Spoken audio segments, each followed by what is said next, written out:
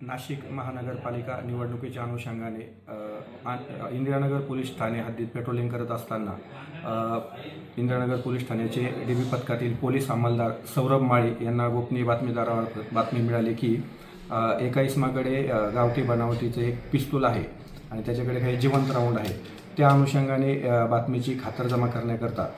आम्ही वकोनी श्री मनोहर कारंडे सो यांना बातमी सांगितली असता त्यांनी खात्री करून कारवाई करण्याबाबत आदेशित केल्याने मी PSI पुंदे तसेच माझ्यासोबत DB स्टाफ असे पोलीस ठाणे हद्दीत बातमीची खात्री करता गेले असता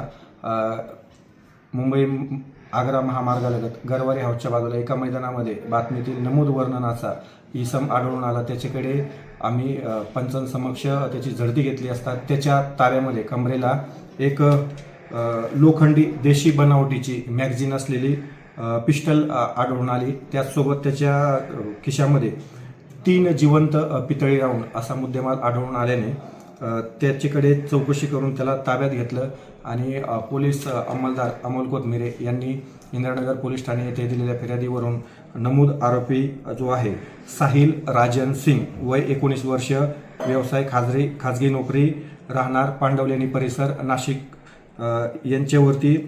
इंदिरानगर पोलीस ठाणे गुन्हा रजिस्टर नंबर 470/2025 भारतीय शस्त्र अधिनियम 1959 चे कलम 325, 525 तसेच महाराष्ट्र पोलीस कायदा कलम 135 अन्वये गुन्हा नोंद करण्यात आलेला आहे। सदरची कारवाई ही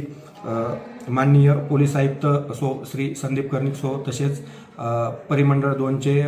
पोलीस उपायुक्त श्री किशोर काळे साहेब आणि अंबड विभागाचे